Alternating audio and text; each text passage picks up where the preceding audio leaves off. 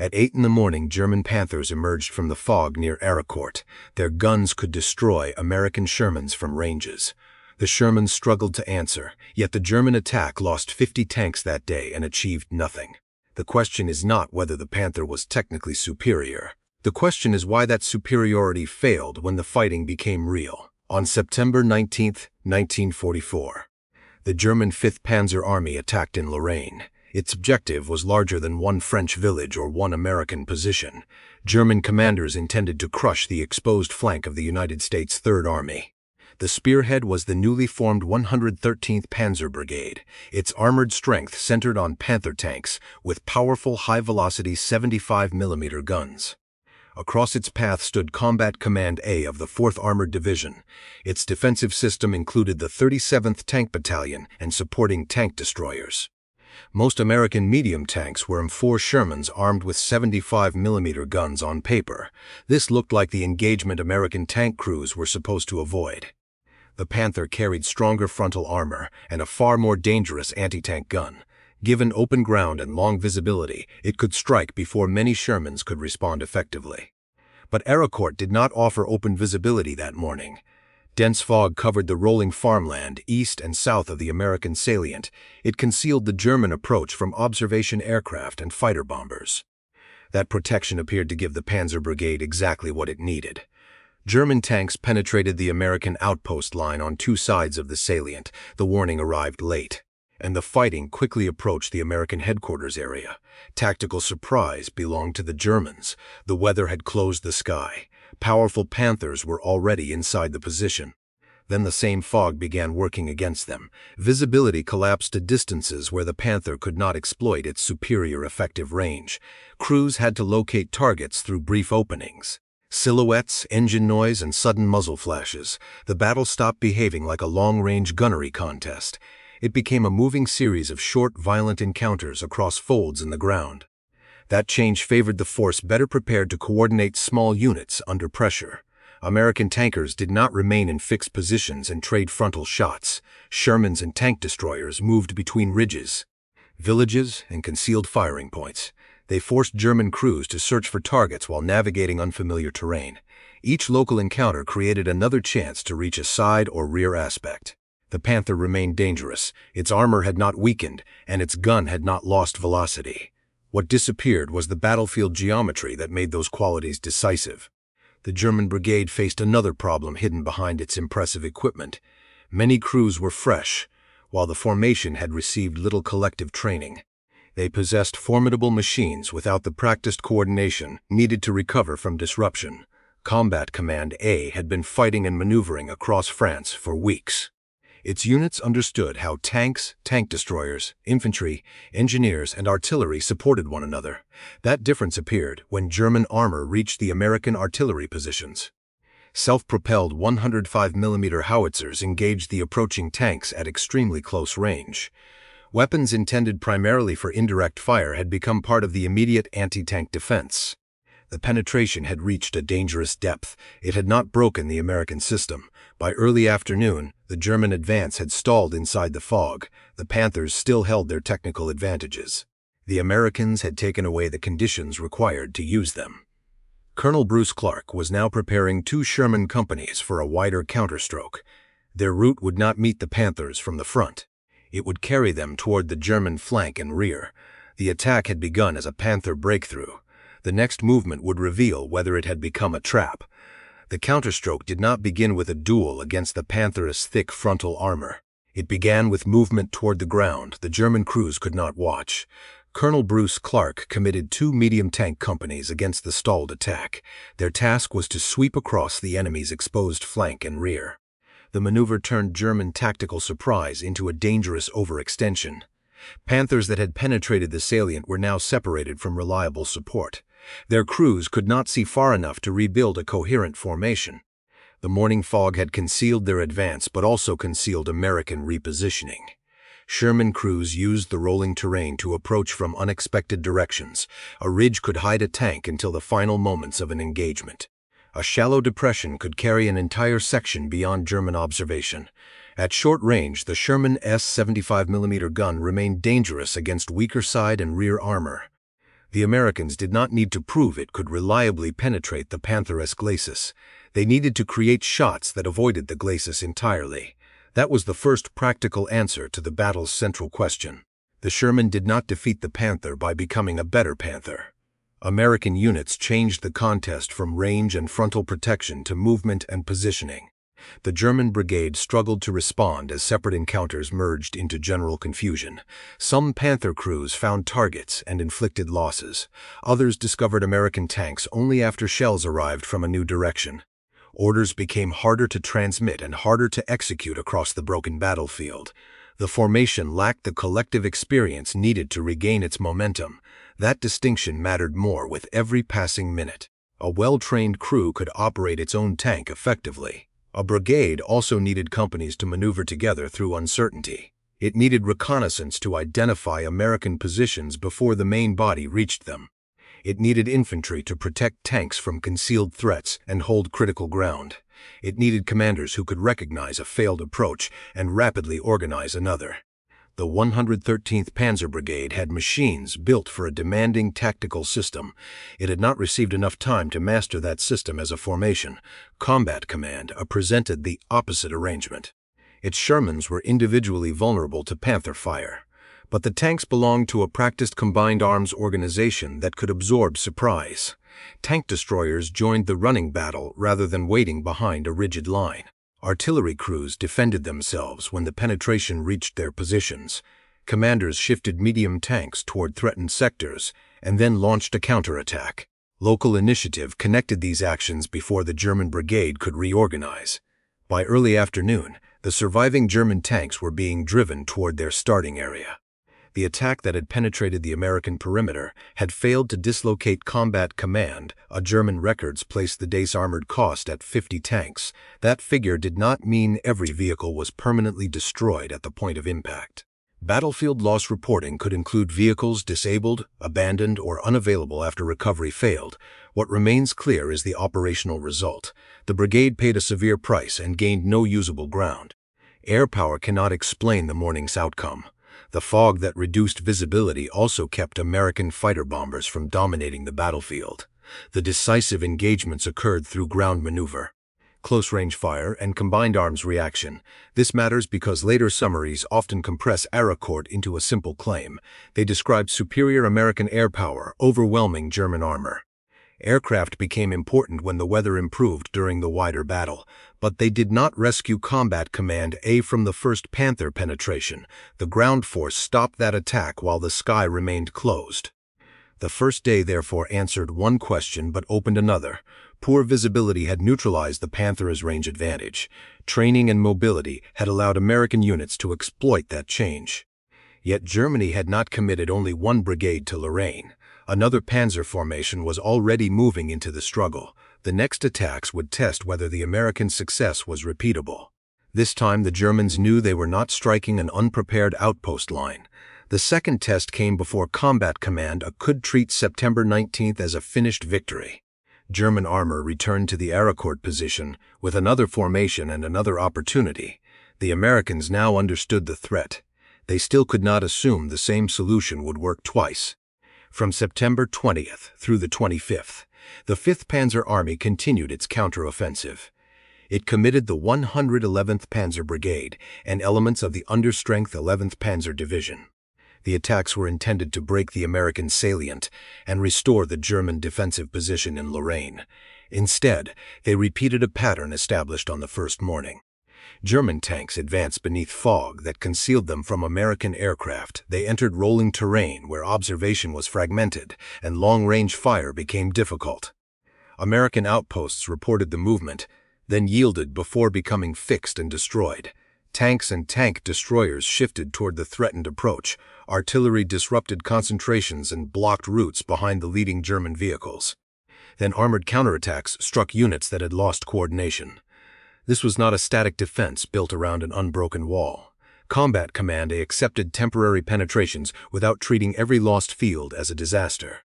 Its commanders focused on preserving mobility and locating the main German effort. That choice repeatedly denied the Panthers the target they wanted. A stationary Sherman exposed at long range was highly vulnerable. A Sherman moving behind a ridge was a problem the Panther crew first had to find. The terrain around Arracourt contained broad fields, but it was not a flat firing range. Ridges and depressions divided the landscape into separate compartments. Villages, orchards, and farm roads restricted what crews could observe from inside armored vehicles. A tank could dominate one line of sight while remaining blind to another. American units learned to exploit those boundaries. They could withdraw over one crest and appear beside another German element. Tank destroyers could wait behind terrain rather than expose themselves in forward positions. Artillery observers could direct fire onto approach routes the tanks themselves could not cover. The Panther specifications remained unchanged throughout these encounters. Its high-velocity gun could still kill at distances that favored the German crew. Its frontal armor still demanded difficult shots from many American weapons, but those advantages existed along a clear line between gun and target. Fog shortened that line. Terrain interrupted it. American movement repeatedly changed it. German training problems made restoring it harder. The Panzer Brigades had been assembled rapidly during a military emergency. Their ranks included new crews and personnel transferred from other duties. Individual technical instruction could teach a crew to operate a Panther. It could not instantly create a brigade capable of reconnaissance. Radio coordination, repair, resupply, and synchronized maneuver. Arracourt exposed the difference. When a German attack met unexpected resistance, local units often continued forward without a shared picture. When leading tanks changed direction, supporting elements did not always respond together. Once American fire separated companies, the brigades struggled to concentrate them again. The Germans were not simply losing isolated duels, they were losing control of the sequence that produced those duels. Combat Command A had its own limitations. Its salient was extended. Its crews were exhausted, and its equipment had crossed hundreds of miles. Fuel shortages had already interrupted the Third Army's pursuit across France. Maintenance demands were increasing as tracks, engines, and transmissions accumulated wear. The Americans could not afford an endless exchange of tanks. Their solution was to avoid meeting every German thrust with equal strength everywhere. Reserves moved only after the direction of the attack became clear. Counterattacks were concentrated against exposed portions of the enemy formation. This preserved combat power while forcing the Germans to react repeatedly. The result was more than another collection of destroyed Panthers. The German timetable was slipping. Each failed attack consumed trained men, recoverable vehicles, fuel, and daylight. Each withdrawal left damaged tanks in ground the Germans might not hold long enough to recover, but weather had shaped every major encounter so far. When the fog finally lifted, a different weapon would enter the battle. That change would reveal which German weakness belonged to the terrain alone. It would also show which problems no improvement in visibility could repair. When the fog lifted, the Panthers recovered their long sight lines. They also became visible to an enemy that had been absent during the hardest fighting. American fighter bombers could now search the roads and fields around Arracourt. This changed the battle, but it did not erase what had already happened. The first major German attack had collapsed without decisive air intervention. The ground defense had survived while poor weather kept aircraft away. Clearer skies added another layer to an American system already functioning under pressure. Pilots from the 19th Tactical Air Command maintained close cooperation with the Third Army. Air liaison personnel traveled with leading ground formations. Radio contact allowed armored units to report concentrations, movement, and threatened routes. Aircraft could then strike targets beyond the immediate reach of Sherman crews. German armor now faced a difficult choice. Movement across open ground invited observation and air attack. Remaining concealed surrendered momentum and allowed American defenders to reposition. Dispersing the tanks reduced their vulnerability from above. It also made a concentrated breakthrough harder to organize. The same formation needed mass to overpower the American position and dispersion to survive the aircraft. Weather determined which side of that problem became urgent, yet air attack was not an automatic answer to every Panther. Pilots had to locate small targets among fields, villages, smoke, and friendly vehicles. Claims made during fast attacks from the air could exceed losses later confirmed on the ground. Bombs and rockets were also less precise than popular battle narratives sometimes suggest. Aircraft could disrupt movement, damage soft-skinned support vehicles, and force crews to seek cover. Those effects mattered even when no tank was physically destroyed. A Panther without fuel, maintenance, ammunition, or freedom to move could not deliver its theoretical combat power. The air-ground relationship therefore worked through pressure as much as destruction. German columns had to travel farther from observation or move during poor visibility. Supply vehicles became vulnerable along roads behind the armored spearheads. Commanders lost time while waiting for conditions that protected movement. American ground forces gained that time. Major General John Wood reinforced Combat Command A with additional armor, infantry, and cavalry elements. The salient became harder to isolate with each unsuccessful German attempt. Its defenders also learned where the next attack was likely to pass. Routes that had offered surprise became registered artillery targets and prepared ambush areas. The German force was spending strength while improving the American defense. On September 24th, the focus shifted north toward Chateau Salins. There, the 559th Volksgrenadier Division attacked Combat Command B. The infantry assault created a different crisis from the Panther thrusts around Arracourt. German troops came close to overwhelming the American position, with improved weather. American fighter bombers intervened and helped break the attack. This action demonstrated the danger of reducing the entire campaign to one-tank comparison. The 4th Armored Division was fighting an interconnected battle. A tank battalion could be threatened by Panthers in one sector. Armored infantry could face a determined ground assault in another. Artillery, reconnaissance, engineers, and aircraft linked those local fights into a wider defense. The Panther remained the most imposing individual machine in the armored confrontations, but Germany needed more than individual machines to achieve the operational objective. The 5th Panzer Army had to coordinate repeated attacks across a broad and changing front. It needed to push the Americans away from Arracourt and threaten the Moselle bridgeheads. Instead, its formations arrived in separate blows. Each blow gave the defenders another chance to shift forces and counterattack locally. The Americans were not stronger at every point. They became stronger at the point that mattered before the Germans could exploit another sector. That was the deeper mechanism behind the battlefield result. Fog reduced the Panthers' range advantage. Terrain enabled flanking movement. Training preserved American cohesion. Combined arms converted that cohesion into repeated local superiority. Air power then punished German movement when the sky reopened. By September 25th, higher command decisions changed the American mission. The Third Army was ordered to suspend offensive operations and consolidate its gains. Combat Command A would soon withdraw to ground better suited for positional defense. The German counteroffensive had not yet formally ended. Its surviving tanks would continue pressing for several more days. But the force that began the battle no longer existed in its original strength. The next question was no longer how the Panthers might break through. It was how many could still be assembled for another attack. By September 26th, the Americans deliberately gave up ground near Arracourt. The withdrawal looked like movement in the direction Germany wanted. It was not the breakthrough the 5th Panzer Army had been ordered to achieve. Combat Command A moved roughly 5 miles to a more defensible position. Combat Command B linked with its right after being relieved near Chateau Salins. The 4th Armored Division was shifting from mobile defense toward positional defense. That change followed orders to consolidate, not the collapse of its armored forces. The distinction matters when measuring the battle's outcome. Ground abandoned on a map does not automatically prove that an enemy attack succeeded. The German objective required more than moving the American line a few miles. The counteroffensive was supposed to roll up the Third Army's flank. It was meant to disrupt the Moselle bridgeheads and reverse the American penetration into Lorraine. None of those operational effects occurred. The 5th Panzer Army continued attacking for 3 more days. By then, the formation had been reduced to approximately 25 available tanks. Clearing weather increased American air activity and made further movement even more dangerous. The German command finally suspended the failing offensive. Its Panthers had entered Lorraine as the centerpiece of a counterstroke. They left the fight without restoring the German position. Numbers attached to Arracourt require careful handling. The 4th Armored Division claimed more than 280 German tanks destroyed during the defensive actions.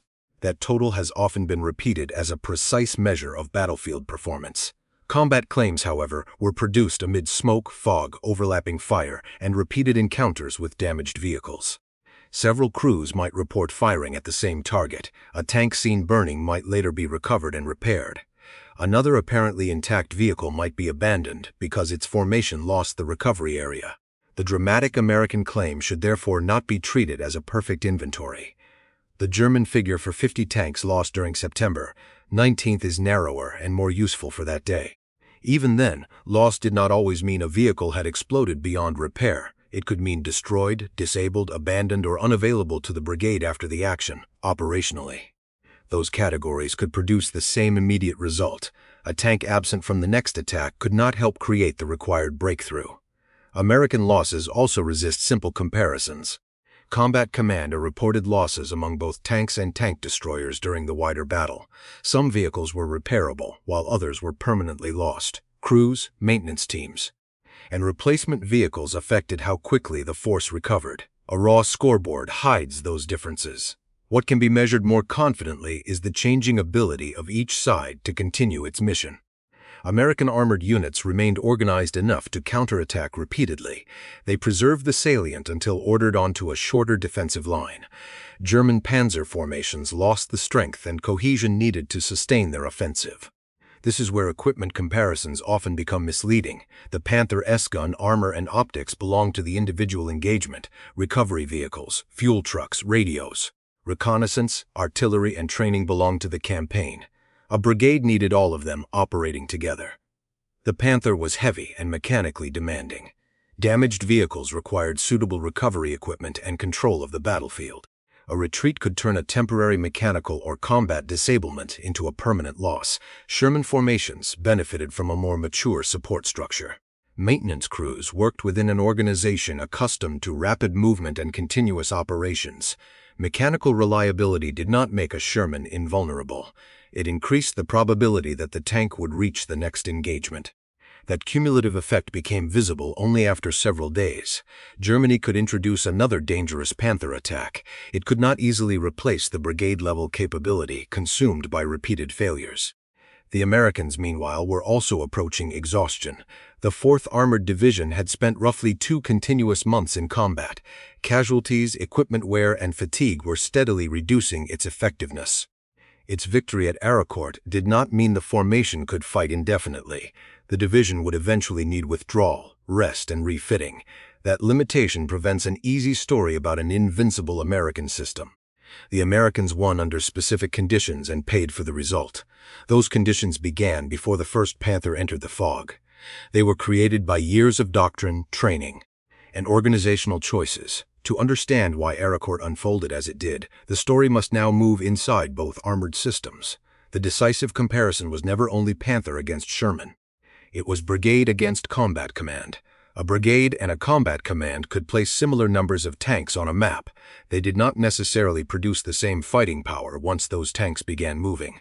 Combat Command A had no permanently fixed collection of combat battalions. The 4th Armored Division assigned units according to the mission: tanks, armored infantry, engineers.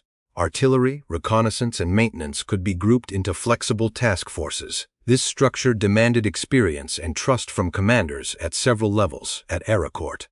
That flexibility became a weapon. A threatened outpost did not need to defeat the entire German attack alone. Its first responsibility was to identify the danger and preserve enough strength to keep reporting. Tank destroyers could reinforce the sector while medium tanks maneuvered elsewhere.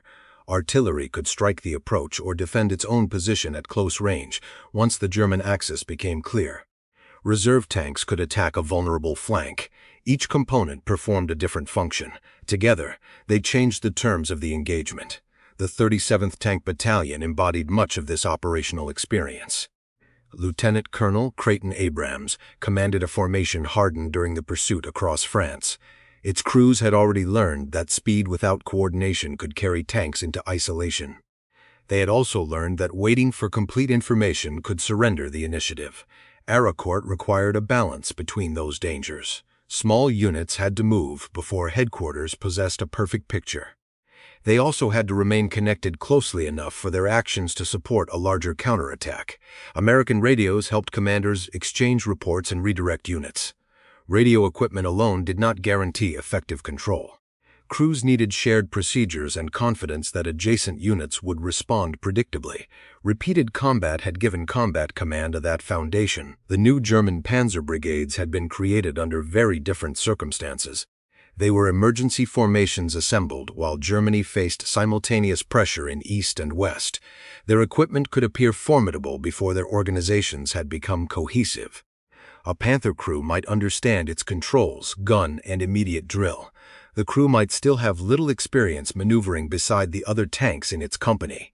Company leaders might have limited practice coordinating with infantry. Engineers and artillery, brigade headquarters had even less time to test the entire system under realistic pressure. The consequences appeared after the initial attack lost direction. A trained formation can encounter surprise without becoming a collection of isolated vehicles. Subordinate commanders recognize the wider purpose and adapt their movement toward it. Reconnaissance confirms routes before the heaviest vehicles commit. Supporting arms suppress threats that tanks cannot safely approach. Reserves remain available to recover momentum. The 113th Panzer Brigade struggled to perform those tasks together. Its Panthers penetrated deeply, but penetration was not the same as exploitation. The tanks reached areas near American headquarters and artillery. They did not convert that proximity into the collapse of American command. Instead, American units attacked the penetration from several directions. The deeper the Panthers moved without secure support, the more exposed they became. This produced Arracourt's second major reversal. At first, American mobility compensated for inferior range. Then German penetration itself created the flanks American crews needed. The apparent success of the opening movement enlarged the danger facing the German tanks. A Panther advancing on a narrow tactical picture could outrun the formation that made it sustainable. Once its route backward came under fire, armor thickness offered no solution. Fuel, ammunition, recovery, and communication became immediate battlefield concerns. The Sherman S design contributed to the American response in less dramatic ways. Its mechanical reliability supported repeated short movements across the defensive area. Its turret turned quickly enough to engage threats appearing from changing directions. Its crew arrangement and radio fit supported coordinated action. None of these qualities made frontal combat with a Panther desirable. They made it easier to refuse that combat and create another one. The outcome, therefore, did not prove that specifications were irrelevant. The specifications shaped every tactical choice. American commanders maneuvered because they respected the Panther's frontal strength and gun. German commanders sought surprise because they wanted to exploit those same advantages. The failure came when one side could no longer create the conditions its equipment required. There was still another factor beneath training and organization. The physical landscape controlled which formations could see, turn, conceal themselves, and communicate. Arracourt's fields looked open from a distance. At tank level, they formed a maze of ridges and blind approaches. The next layer of the battle was written into that ground. The battlefield looked open enough for the Panther's gun to dominate. From inside a tank, the same ground broke into short and disconnected fields of fire. Arracourt lay among rolling farmland southeast of Nancy. Low ridges rose between shallow valleys. Villages, orchards, and narrow roads. A commander studying a map could see routes across the entire area. A gunner behind an armored sight could see only the next fold. This difference shaped nearly every confrontation. A Panther positioned on high ground could control a long approach when visibility was clear. Its optics and high-velocity gun rewarded early detection. The crew could engage before a Sherman reached an effective position. But moving forward meant descending behind another ridge. The target disappeared. So did supporting tanks on the opposite side of the fold. Radio reports became the only connection between separate pockets of fighting. Morning fog shortened vision even further. It gathered in low areas and concealed movement along the slopes. Crews could not rely on distant landmarks to maintain formation. A tank following the wrong silhouette could drift away from its company. A commander who exposed his turret to search for direction risked sudden fire at close range. The Germans had intended the fog to provide concealment. It did. Their leading vehicles crossed the American outpost line before the full scale of the attack became clear. Yet concealment was not selective. The fog also hid American tanks moving toward flanking positions. It masked withdrawals from outposts that might otherwise have been destroyed. It allowed tank destroyers to wait near routes. The Panthers could not inspect from a distance. The weather gave both sides opportunities. Only one side consistently converted those opportunities into coordinated local action. Terrain also affected the direction from which armor could be attacked. The Panther's frontal plate was the least attractive target for an American 75mm gun. Its side and rear presented a different problem. Rolling ground allowed Shermans to move without remaining continuously visible. A crew could cross behind a crest, turn along a depression, and emerge beside the German advance.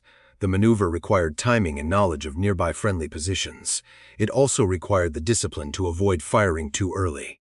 One premature shot could reveal the ambush before the target exposed its weaker armor. This was not a universal formula for Sherman victory on flat terrain with clear observation. The same approach might fail before it began. A Panther covering the route could destroy the maneuvering tanks at long range. Arracourt rewarded crews who used concealment, local knowledge, and rapid communication. The American advantage existed because the environment supported those behaviors. The ground influenced artillery as well. German tanks entering a depression could be hidden from direct observation. They also became concentrated along predictable exits and roads. American observers could report those routes to self-propelled artillery positioned behind the armored defense. High explosive fire did not need to penetrate every Panther to disrupt the formation. Shelling could force tanks apart, damage tracks, interrupt infantry support, or slow the vehicles long enough for another unit to reposition. Even an intact tank could become tactically ineffective when separated from its company. Villages added another set of restrictions. Buildings narrowed lines of sight and created concealed approaches. Road junctions became valuable because heavy vehicles could traverse them more easily than soft ground. A commander controlling one junction could redirect reserves faster than an attacker navigating unfamiliar lanes. The battle became a contest over movement corridors rather than uninterrupted territory. This explains why range alone could not decide the result. A gun's maximum capability mattered only when terrain and visibility offered a target at that distance. At Arracourt, many decisive engagements began after the distance had already collapsed. The Americans did not magically remove the Panther's firepower. They repeatedly approached through spaces where that firepower could not act early enough. By the time the Panthers located the threat, the geometry had changed. Front armor no longer faced every American gun. Supporting tanks were not always aligned with the danger. Withdrawal routes were no longer secure, but terrain does not maneuver tanks by itself. Someone must recognize the opportunity before it closes. The battle's next decisive layer belonged to commanders making choices with incomplete reports. Their decisions determined whether a ridge became protection, an ambush site, or a trap. The critical orders at Arracourt were issued before commanders possessed a complete battlefield picture. Waiting for certainty would have allowed the German penetration to spread behind the American line. Acting too early could have sent Shermans directly against Panther frontal armor. Colonel Bruce Clark faced that problem inside Combat Command. Reports showed German tanks entering from the east and south. The fog prevented headquarters from seeing how the separate contacts connected. Some Panthers had already reached the vicinity of American artillery and command positions. Clark did not attempt to rebuild a rigid defensive front around every reported contact. He used local forces to contain the penetration while preserving tanks for a concentrated response. That decision accepted temporary uncertainty. It also prevented the Shermans from being committed separately wherever a German tank appeared. When the attack stalled, Clark released 2 medium tank companies for the flank and rear sweep. The timing was essential. Earlier movement might have encountered an advancing and organized Panzer formation. Later movement might have allowed the Germans to recover or withdraw in order. The counterattack struck after the Panthers had lost momentum, but before they had regained coordination. Lieutenant Colonel Creighton Abrams operated at the level where this intent became tank movement. His 37th Tank Battalion belonged to a division that valued initiative and aggressive maneuver. That culture carried risk.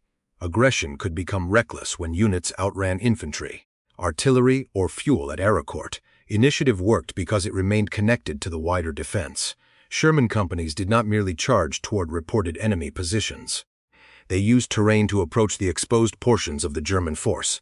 Their movement supported an operational purpose: break the attack, then drive the survivors away. Major General John Wood reinforced this behavior across the 4th Armored Division. He had trained the formation for speed, flexibility, and close cooperation among combat arms. During the advance across France, Wood often controlled the division through broad guidance. Subordinates were expected to recognize opportunities without waiting for detailed orders. That method could function only when officers understood the commander's priorities. At Arracourt, they knew mobility was not simply a way to reach the battlefield. Mobility was how they avoided becoming the Panther's preferred target. German command faced a different form of pressure. General Hasso von Manteuffel had been ordered to deliver a major counterblow against the Third Army, but the rapid American advance toward Arracourt forced his formations into premature attacks. Instead of concentrating overwhelming strength at one time and place, the 5th Panzer Army struck repeatedly. The attacks arrived across several days and through different sectors. Each failure warned the Americans and consumed resources needed for the next effort. Operational urgency encouraged tactical fragmentation. The German commanders could not simply wait until every brigade completed training and coordination. The front was already deteriorating. American forces held bridgeheads across the Moselle and threatened deeper penetration. Delay offered time for those positions to strengthen. Attacking quickly, therefore, had a rational purpose. The cost was committing formations before they were ready to solve unexpected problems. That weakness became visible after contact.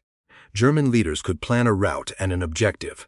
They could not guarantee that fog, terrain, American resistance, and radio confusion would preserve the plan once the leading Panthers entered separate fights. Subordinate initiative became decisive. Fresh units lacked the shared experience needed to improvise as one brigade. The Americans converted that delay into maneuver.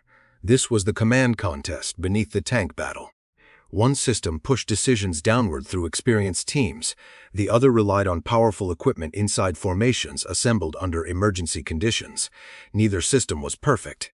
American commanders misread the earlier fighting near Lunéville as a local action. They did not initially recognize the scale of the German counteroffensive. Their outposts were penetrated, and headquarters came under direct threat. The victory began with an intelligence failure, not perfect preparation. What distinguished the response was recovery. Reports moved upward. Units shifted laterally. Artillery defended itself. Reserves remained available for a counterstroke. The American system corrected its initial misunderstanding faster than the Germans corrected their disrupted attack. That difference produced the micro-payoff hidden behind the 50 figure. Arracourt was not decided by the side that made no mistakes. It was decided by the side that adapted before its mistakes became irreversible. One final comparison remains. The surviving records show what the formations did and what they lost. They also reveal why calling Arracourt proof of Sherman superiority would miss the battle's most important lesson. Arracourt did not prove that the Sherman was universally superior to the Panther. It proved that superiority could not be separated from the conditions of the engagement. The Panther retained advantages that American crews had to respect. Its gun offered greater armor penetration at useful combat ranges. Its frontal protection resisted weapons that could destroy lighter German vehicles under clear observation. A well-positioned Panther could engage Shermans before they reached favorable firing positions. Nothing at Arracourt removed those physical facts. The battle instead demonstrated how quickly their value could change. Fog reduced detection range. Broken terrain interrupted lines of fire. Poor coordination exposed side armor. American movement denied stable frontal engagements. A technically powerful tank entered a tactical environment that rewarded different qualities. The reverse was also true for the Sherman. Its victory did not make its armor thicker or its main gun more powerful. American crews remained vulnerable whenever they appeared in the Panther's preferred arc. Their success depended on avoiding that situation through movement, concealment, and cooperation. Remove those conditions, and the same confrontation could produce a different result. This is why a simple destruction ratio cannot answer which tank was better. Loss figures combine gunnery, recovery, maintenance, terrain, training, and control of the battlefield. A disabled Panther abandoned during withdrawal becomes a German loss. A damaged Sherman recovered behind the American line might return after repair. Both vehicles may have suffered comparable immediate damage. Their final status reflects the organization surrounding them. The popular air power explanation also needs limits. American aircraft contributed when weather allowed operations. They attacked movement, disrupted formations, and increased the danger to German support traffic near Chateau Salins. Their intervention helped break a serious German attack, but the first and most revealing armored confrontation unfolded beneath dense fog. American tanks, tank destroyers, artillery. and local commanders stopped the breakthrough before air power could dominate it. The battle, therefore, cannot be reduced to aircraft destroying helpless Panthers, nor can it be reduced to Shermans winning isolated duels. The decisive American advantage appeared between the vehicles. It existed in radio reports passed across units. It existed in artillery responding to a penetration near its own positions. It existed in reserves withheld until the German direction became clearer. It existed in maintenance and recovery behind the line. Most importantly, it existed in a formation that could change its plan while fighting. The German force also adapted, but under narrowing options. Later attacks continued using poor visibility to reduce exposure from the air. That choice still carried the disadvantages revealed on September 19th. Fog protected the Panthers from aircraft while forcing them closer to American ambushes. Clear weather restored their observation while exposing movement to fighter bombers. The environment offered no perfect solution.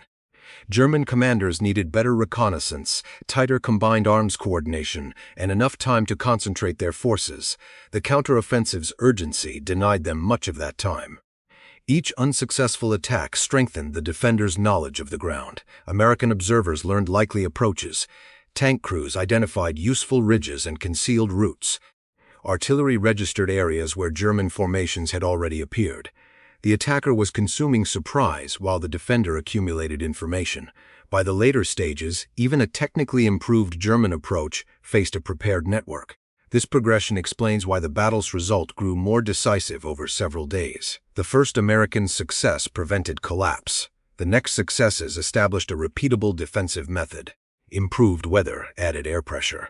German losses then reduced the scale of every remaining option. Eventually, the counteroffensive could no longer produce enough force to achieve its purpose. The consequences extended beyond destroyed vehicles. The German 5th Panzer Army failed to roll up the 3rd Army's exposed flank. The Moselle bridgeheads remained secure. The 4th Armored Division retained the operational gains made around Nancy. Germany had spent scarce new armored formations without restoring the front. The Americans also learned something more specific. An armored division designed for offensive exploitation could perform an active defense without surrendering its character. It defended through movement, local counterattack, and rapid reorganization. That lesson mattered because the war in Lorraine was changing. Fuel shortages, worsening weather, and stronger German positions were ending the open pursuit across France. The 4th Armored Division would soon face mud, exhaustion, and positional fighting. Its success at Arracourt could not prevent that transition. The final meaning of the battle rests in this limit. The Americans had solved the immediate Panther attack.